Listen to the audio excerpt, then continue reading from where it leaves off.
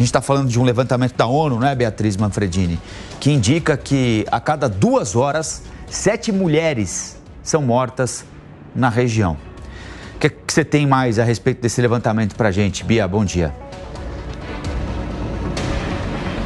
Oi, Colombo, bom dia para você também, para a Lívia, para todos que nos acompanham aqui no Jornal da Manhã. Olha, os dados da ONU apontam que as mulheres e as meninas são as mais afetadas, né, por essa guerra que acontece, então esse confronto entre Israel e o Hamas. Os dados recentes apontam, então, como você disse, que a cada 2 horas 7 mulheres morrem no local. E quando a gente fala de mulheres e crianças, no geral, a ONU tem uma estimativa de que esses grupos correspondem a 67% dos cerca de 14 mil mortos até agora. Então, 67% dos óbitos registrados são de mulheres e crianças. Quando a gente fala só de crianças, a ONU tem dados de que cerca de 5.300 crianças já morreram nesse confronto até agora, que isso representa 46% das mortes em Gaza. De acordo com a Organização das Nações Unidas, essa é uma taxa sem precedentes.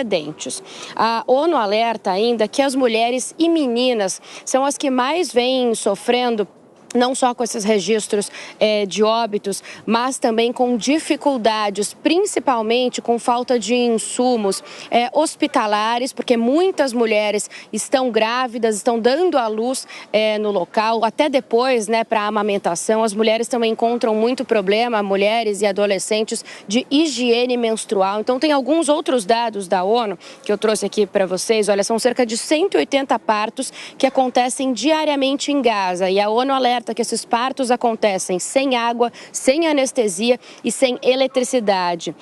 Nos últimos 47 dias, foram mais de 7 mil mulheres que deram à luz ali na região, ali na faixa de Gaza, nessas condições. De acordo com a ONU, antes da atual escalada, do atual confronto, 650 mil mulheres e meninas precisavam de assistência humanitária no local. Esse número saltou para 1.100.000 agora nos últimos dias, precisando de assistência de forma urgente. A ONU alerta que há, então, superlotação nos abrigos, falta de luz, falta de água, falta de higiene, e que isso está complicando muito, então, a vida dessas mulheres e também dessas meninas. Para a gente fechar, Colombo, fica o alerta que a ONU diz que as pausas humanitárias, claro, elas são muito importantes, mas elas não são suficientes. A entidade fez o seguinte apelo, né, dizendo que essas pausas humanitárias, elas não são suficientes para que toda a ajuda necessária, todos os suprimentos cheguem a essas pessoas. E o que eles precisam mesmo é de um cessar-fogo imediato.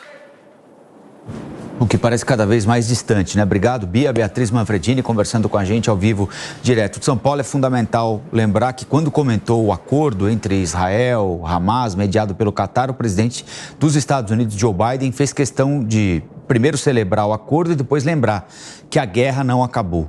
Ou seja, depois desses 5 dias de trégua, em que 10 reféns serão entregues pelo Hamas, em troca de uma parada humanitária, da entrada de cerca de 300 caminhões com remédio, com comida, com água, com mantimento, com um profissional de saúde para atender as pessoas.